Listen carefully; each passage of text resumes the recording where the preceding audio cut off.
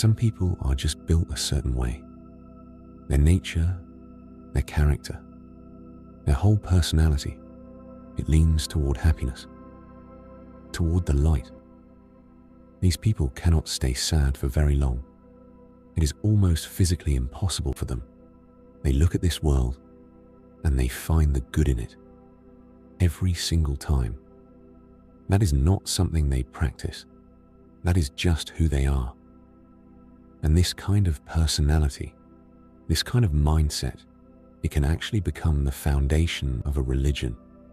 A whole religion built on one idea, that the most important thing a wise person can do is pay attention to the goodness of this world.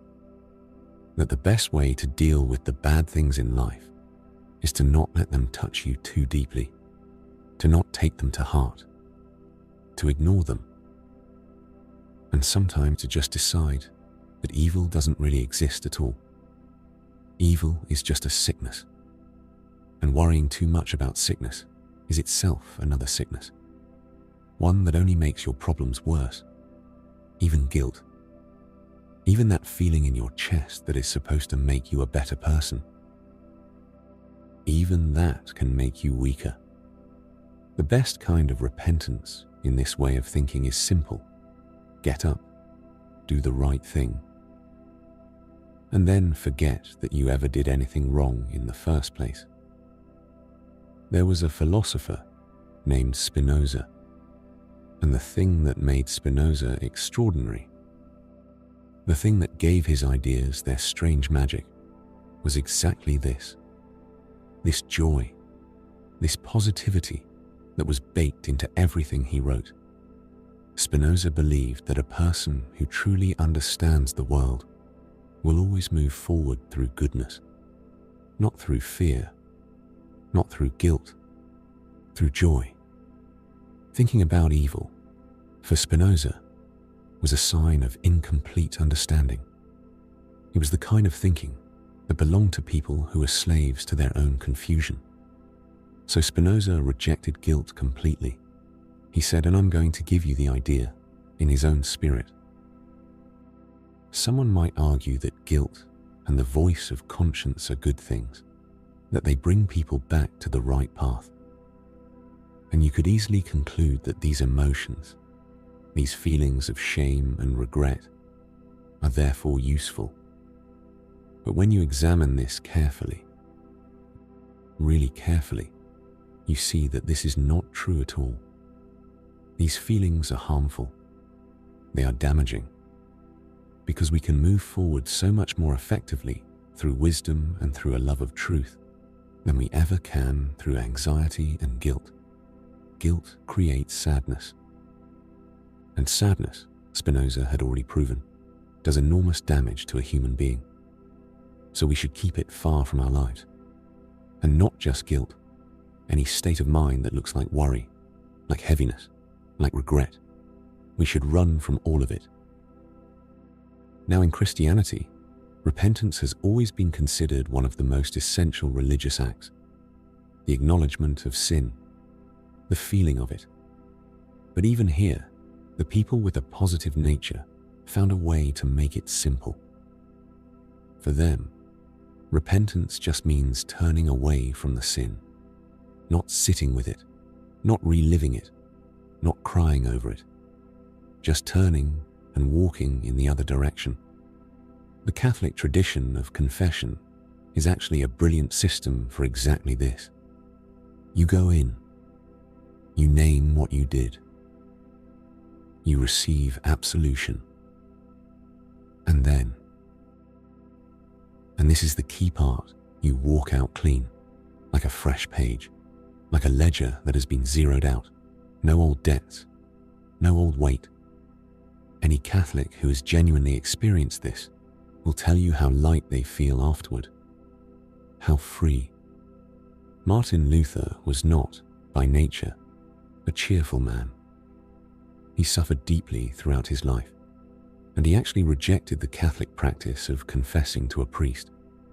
And yet, when it came to guilt, his thinking was surprisingly positive, because he had an enormous idea of God.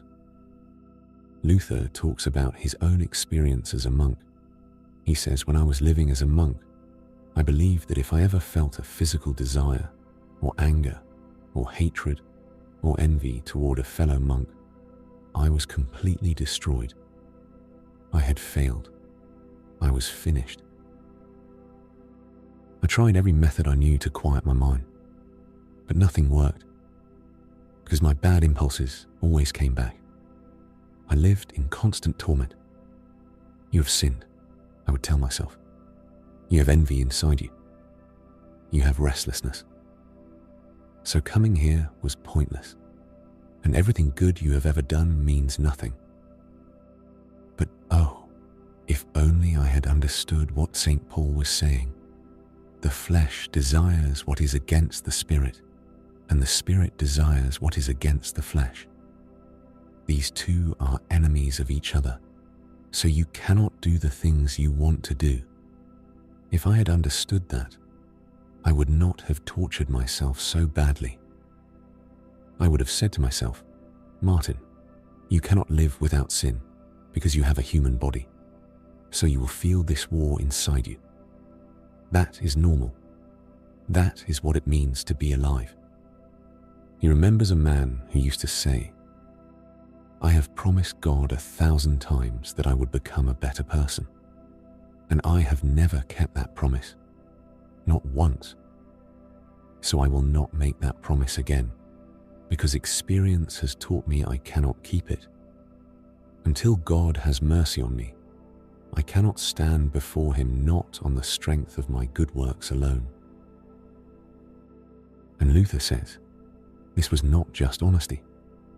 This was a holy surrender, a sacred letting go. And anyone who wants to be saved must come to this same place, in their heart and on their tongue. Good people do not trust their own goodness. They look towards Christ, who died for their sins. They know that the sin remaining in them will not be counted against them. They have been given forgiveness freely, without earning it. And still they fight. Still they resist the pull of the wrong thing. And sometimes, in a moment of weakness, they fall. But they do not despair. They do not conclude that God has abandoned them. They lift themselves up again on the strength of their faith, not their performance. There was a great spiritual teacher named Molinos, and the thing that got him into the most trouble, the thing people disagreed with most, was also his most positive idea, about guilt. He wrote, when you make a mistake, whatever it is, do not let it disturb you. Do not be upset, because this is the result of our weak nature, our limited human nature. The moment you make a mistake, your enemy will try to convince you that you are on the wrong path, that God is angry with you. He will try to break your trust in God's mercy. He will take your mistake and turn it into a mountain. He will plant this thought in your mind: your soul is getting worse every day, not better. Oh, my dear soul, open your eyes. Shut the door on these thoughts. They are not from God. Understand your weakness, yes, but keep your trust in his mercy. Think about a runner in a race. They fall. Does a good runner sit down on the ground and weep? Does he waste time mourning the fall? People watching would say, stop wasting time. Get up, keep running, because the runner who gets up quickly and keeps going is almost the same as the runner who never fell. If you see yourself fall 100 times, 1,000 times use the same medicine every single time. A trusting love in God's mercy. That is the weapon. That is how you fight your fear and your useless thoughts. Don't waste time. Don't punish yourself, because crying about it helps no one. Music. Now. Against all of this, against everything positive and light and forward-looking, there is a completely different way of seeing the world, a way that takes the darkness seriously. that treats evil not as a mistake to be corrected, but as a fundamental truth, a way that says the bad things in life are not distractions from reality. They are the most real things of all, and we only truly understand this life when we let those bad things go all the way in. So now we have to talk about that, the slightly sick, slightly dark way of looking at existence. And just as we saw that healthy-mindedness has its different levels, its different depths, the sick and sad way of seeing also has its levels. For some people, evil just means that things around them are not quite fitting together right. There's a mismatch, an adjustment problem, and this kind of evil can be fixed. Change yourself a little, or change your circumstances a little, and things become enjoyable again. But for other people, evil is not an external problem at all. It is a deep internal corruption. Something wrong at the center, and no change of circumstance can touch it. Only something like a miracle can reach it. If you look across different cultures, Latin people tend to think of evil as small errors, correctable, fixable mistakes. But the Northern European mind, the Germanic mind, tends to think of sin as something deep in the blood, something that cannot be easily removed. And in the history of religion, it is the darker, more northern way of thinking that cuts deepest. That is most useful for what we are trying to understand. Music. In psychology today, there is a word threshold, the point where the mind shifts from one state to another. A person with a deep, solid sleep has a high threshold. You could drop something, make noise, and they stay asleep. A light sleeper has a low threshold. One small sound, and they are awake. We can talk about a threshold for suffering in exactly the same way. A threshold for darkness. Some people live their whole lives on the bright side of that threshold, constantly in the light, as if they were born with a natural protection against the dark. And other people, they live on the other side. Always. The darkness always gets in. A small amount of trouble is enough to push them all the way down. It seems as though some people come into this world with a surplus of warmth and light built right into their nature, and others are born so close to the edge of the threshold that the smallest disturbance sends them straight into pain. So doesn't it make sense? Doesn't it follow naturally that a person who always lives on the dark side of that threshold would need a different kind of religion, a different kind of answer? This question rises up on its own here, and it will become one of the central questions of this whole discussion. But before we can fully get into it, we have to do something difficult. We have to actually listen. We have to hear what these sick souls, these people living in their own private darkness, have to say about it. So let's do that now. Let's stop looking only at the cheerful people. Let's stop only saying the world is good, God is in his heaven, everything is fine. And let's ask instead, can pain, can fear, can the feeling of absolute helplessness, can these things give us a key to understanding life that the sunny people don't have? Music. Start with something simple. How can the ordinary successes of this world give us anything solid to stand on? A chain is only as strong as its weakest link, and our lives are chains. Even the best life, even the most beautiful, most fortunate life is threaded through with weak links. Sickness, danger, loss, the possibility of collapse at any moment.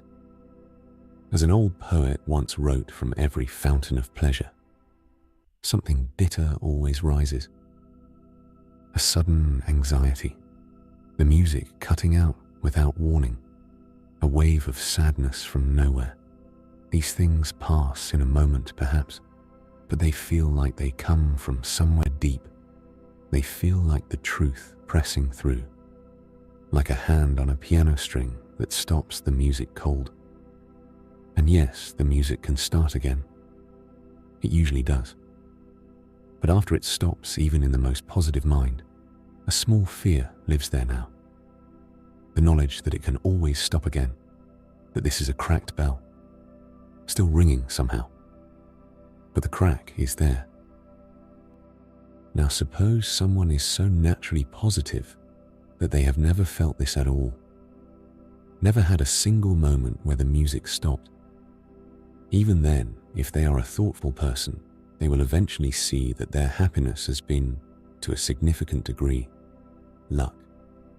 They could have been born differently, with a different body, a different mind, a different set of circumstances.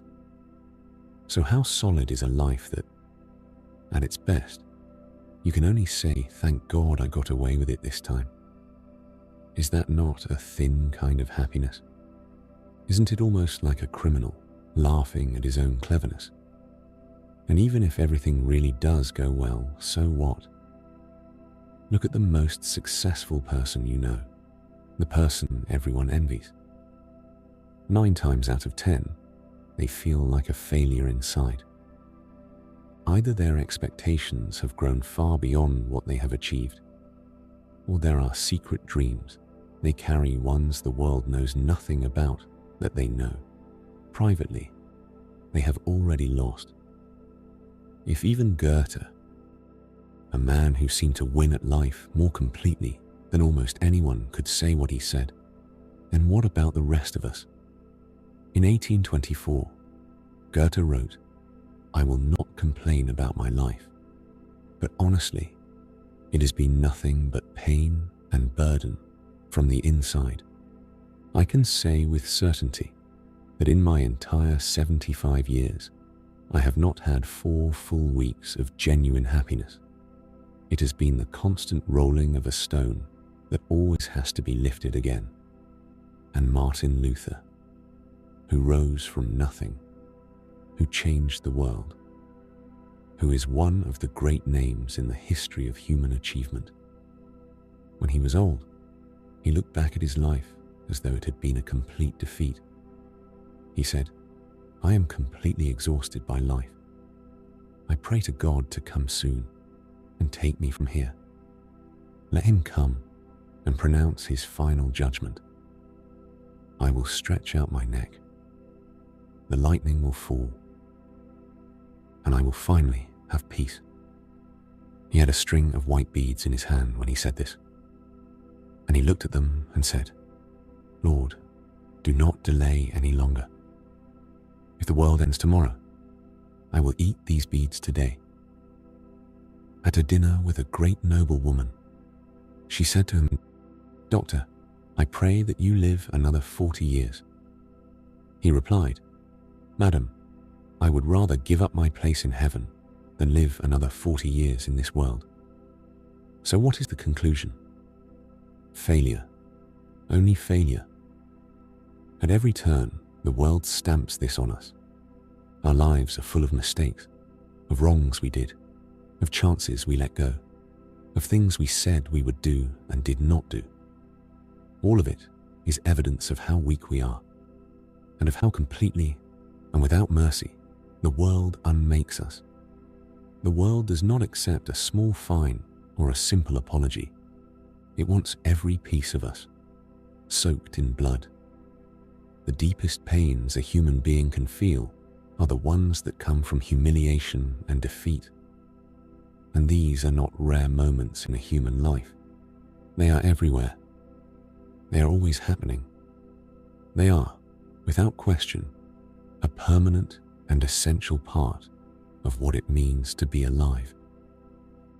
Robert Louis Stevenson, a man who put so much adventure and color into his writing, who made life seem like something worth rushing toward, he wrote, "There is one thing certain about a man's destiny. Whatever he was put here to do, he was not put here to succeed. Failure is what is written in his contract. And if our nature itself is tied to failure, then is it any surprise that the people who have understood religion most deeply have treated this failure as something necessary, something that must be entered and lived through? Because it is only through defeat, only through humiliation, only through the experience of collapse that we can come to understand what life is really about. But this is only the first level, only the first floor of the sick soul's world. If a person becomes a little more sensitive, a little more raw, a little further past that threshold of suffering, then even the good moments start to taste wrong, start to feel thin and hollow. All the worldly goods begin to dissolve. Money disappears. Fame is just wind. Love deceives. Youth, health, pleasure gone. And the things whose only ending is dust and disappointment, can these really be what our deepest self is hungry for? Behind everything, one enormous shadow stands, the death of everyone, and the darkness spreading in all directions. What does a man gain from all his labor under the sun? I looked at everything my hands had made, and it was all vanity, all chasing of the wind. Because what happens to people also happens to animals. One dies the same as the other. All come from dust. All return to dust. The dead know nothing. They receive no reward. Their memory is forgotten. Their love, their hatred, their envy, all finished. Gone. Yes, light is sweet, and it is good to see the sun, but if a man lives for many years and rejoices in them, we'll let him remember the dark days, because they will be many. Life and its ending are knotted together so tightly that you cannot have one without the other. If the life was good, the ending is bad, and yet both are real, both are true, both are the essential facts. And so, in every happiness, there is a contradiction, a hollow place, the breath of the grave moving just behind every joy. The Epicurean said, don't seek pleasure, try only to avoid pain, because great pleasure always brings great pain with it. Stay close to the edge, don't go into deep water. Keep your expectations small so that disappointment cannot reach you. And most of all, never worry. The Stoics said, there is only one true good in life, and that is complete control over your own inner self. Everything else the world calls good is a lie. Music. The great writer Tolstoy wrote about his dark season in a book called My Confession. And what he described has two things that make it a perfect example for what we are exploring tonight. First, it is a clear, unmistakable case of someone losing the ability to feel pleasure, losing all taste for the good things in life. Second, it shows how that experience, that feeling of being a stranger in the world, pushed Tolstoy's mind toward questions that would not stop, questions that consumed him, and toward a search for something, anything, that could give him peace. At around 50 years old, Tolstoy began having moments he could not explain. He called them arrests, like everything just stopped, as if he suddenly had no idea how to live or what to do. It was clear that these were moments when the energy that came from doing his work, the enthusiasm, the forward motion had simply disappeared. Life had once felt like a kind of magic. Now it felt flat, dead. The things that had always had an obvious meaning were suddenly meaningless. Tolstoy writes, I felt that something had broken inside me, something I had always depended on. There was nothing left to hold on to. And internally, my life had stopped. A force that I could not fight was pushing me toward ending things. It was not exactly that I wanted to die, because the force pulling me away from life was bigger and deeper than any ordinary wish. It was like the force that had once made me want to live, but pointed in the opposite direction. It was my whole existence aching to get out. Think about this. A healthy man, a sane man, a man who had to hide the rope in his room so that he would not hang himself during the night. A man who stopped going hunting because he did not trust himself with the gun. He writes, "I did not know what I wanted. I was afraid of life. I wanted to leave it. And yet I still hoped it had something for me." All of this while, from the outside, his life was perfect. He had a wife who loved him. He had good children. He had land and property growing without any effort from him. His friends and family respected him more than ever before. Strangers praised him constantly. And without exaggeration, he could say that his name was already famous. On top of all this, he was not sick. He was not losing his mind. He had a physical and mental strength that men of his age almost never had. He could work in the fields like a farmer. He could sit and work with his mind for 8 straight hours without tiring. And yet, he could not give any meaning to any single thing he did.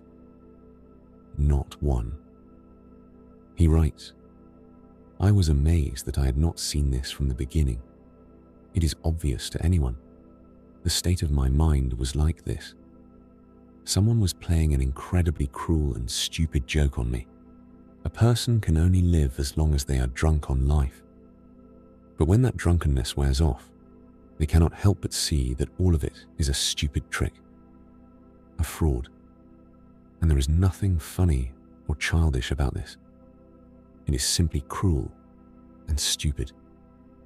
To explain how he felt, Tolstoy tells an old story from the East. A traveler in the desert is suddenly chased by a wild and ferocious animal. To escape, the traveler jumps into a dry well. But at the bottom of the well, he sees a dragon waiting with its mouth open, ready to swallow him. The man cannot climb out because the animal is there. He cannot let go and fall because the dragon is there. So he grabs hold of a wild branch growing from the wall of the well, and he hangs there. His arms are getting weaker. He knows what is coming. He cannot stop it. But then he sees something. On the leaves of the branch, there are drops of honey. He stretches his tongue toward them. He licks them. And that is me, Tolstoy says. I am clinging to the branches of life. I know the dragon is below me. And the 2 mice, one white, one black, day and night, are going around and around, gnawing through the branch I am holding. I can see the dragon clearly, and I cannot look away. The honey that once tasted sweet to me now gives me no pleasure at all. This is not a story, Tolstoy says. This is the plain truth that everyone can see. What will come of what I do today? What will come of what I do tomorrow? What will come of my entire life? Why should I live? Why should I do anything? Is there any meaning in my life that will not be destroyed by the death that is definitely coming? These are the simplest questions in the world. From a small, foolish child to the wisest old man, every human soul carries these questions, and my own experience tells me it is impossible to keep going in life without answering them. So Tolstoy searched. He says I told myself, maybe I missed something. Maybe I did not look in the right place. Maybe there is something I have not understood. It cannot be that this state of ruin is the actual nature of human beings. And I began searching for an answer in every part of human knowledge. I searched with pain and difficulty. And it was not the idle curiosity of a bored man. It was desperate, like a man who is lost and is trying to save himself. And I found nothing. I became certain that those who had searched before me in science and philosophy found nothing either. And not only that, they confirmed that the very thing driving me toward ruin, the complete meaninglessness of life, was the only truth a human being could know. Tolstoy points to Buddha, to Solomon, to Schopenhauer. He believes that the people around him dealt with this crisis in only 4 ways. The first, the blindness of the animal. Just keep eating the honey without seeing the dragon or the mice. Keep going. Don't look. The second, enjoy things deliberately. While the day lasts, take whatever you can, eat and drink, because tomorrow we die. The third, have the courage to end your life. If you can see clearly that life is a cruel joke, then do what logic demands and simply stop. The fourth, keep clinging, knowing everything, seeing the dragon, seeing the mice, and still not having the strength to do either the first or the third. Just hanging on, crying, waiting. By the logic of the mind, the third option, ending it, was the only consistent choice. And yet, Tolstoy says, even while my mind was working through all of this, something else inside me was also working, something that kept me from that conclusion. I can call it a feeling of life, he says, a consciousness of life, a force that turned my mind in a different direction and kept me from destruction. For a whole year, I lived in this place, thinking of nothing but how to end everything, with the gun, with the rope, and all through that year, running alongside all of those thoughts, there was something else in my heart. I cannot call it anything other than a thirst for God. It had nothing to do with my reasoning. It was completely against my reasoning, if anything. But it came from somewhere deeper than thought. It came from the heart, and it felt like a kind of fear, the fear of an orphan, alone among strangers. And the only thing that could calm that fear was the hope that someone might come. Someone might help. Tolstoy's journey toward God, from that place, what happened next, I will not go into fully right now. What matters for us tonight is simply this: what it felt like when all ordinary life had turned strange, when the world had become alien and unreadable. And the thing is, when a person has experienced that kind of complete disillusionment, very rarely does everything just go back to normal. Something has changed permanently. When someone survives a serious illness, they feel like they have been born a second time. They experience everything more deeply than before. And this is where the deepest need for religion comes from. The cry, help, help me. No religious teacher, no prophet, no one who claims to offer a final message can make that claim honestly, unless what they say sounds true to these suffering people, rings true in the place where they actually live. If the cure must match the disease, then the cure must be as powerful as the disease, as real as the disease. And perhaps that is why religions that contain real blood, real miracles, real supernatural intervention, perhaps that is why they will never disappear, because certain kinds of human minds need them desperately, more than they need anything else. Music. And so, reaching this point, we can see how enormous the gap is between the cheerful, healthy-minded way of living and the way of the sick soul. The sick soul looks at the cheerful approach and sees something blind, something hollow, something that is only working because it has never been tested by the real weight of things.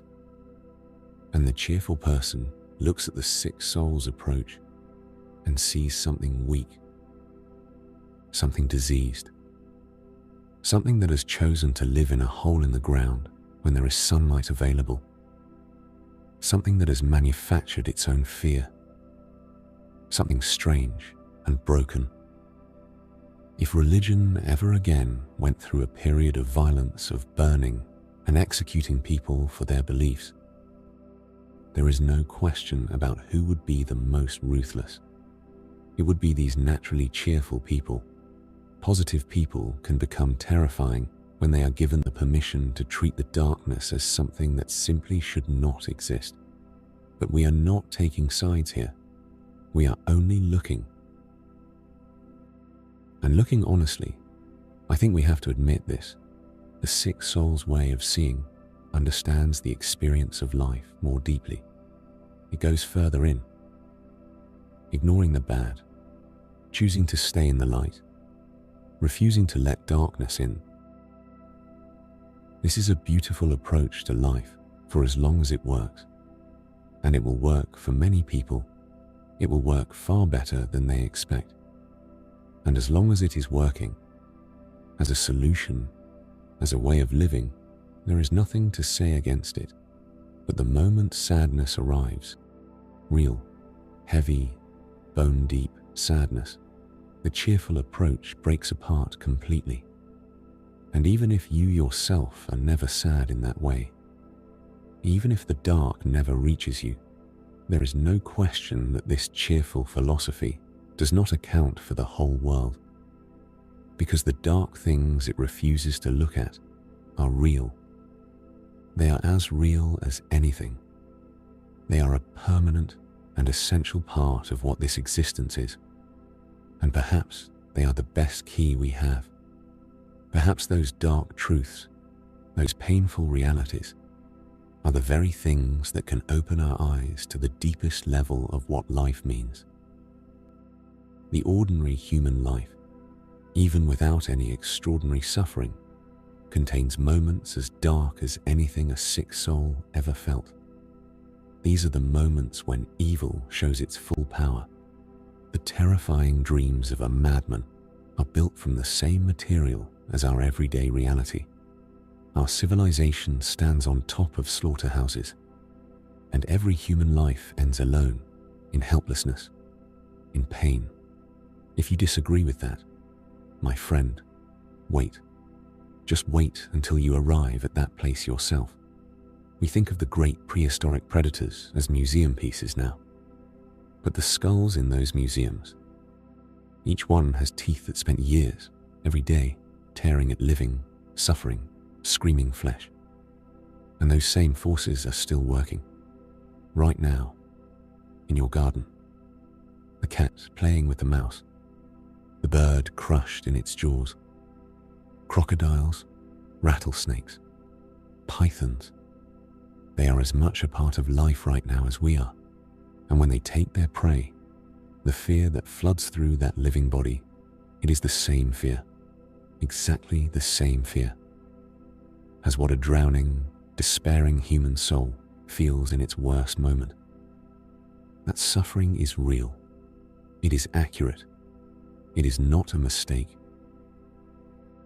It may be that not all of this can be fitted into a religious framework. Some evils may exist in service of some greater good, but some evils may be so vast, so unnecessary on their face, that they cannot be fitted into any good system at all. And for those, the only honest response may be silence or endurance. But for now, because the bad things in this world are just as real as the good things, just as natural, just as much a part of existence, the only wise position is to assume that they mean something, that they have a purpose, even if we cannot see it. The cheerful approach, the approach that ignores death and pain and darkness, is weaker than the approaches that at least try to include these things in their understanding. Because the truths that healthy-mindedness refuses to face are real. They exist. and they may be the very things that open the deepest truth to us.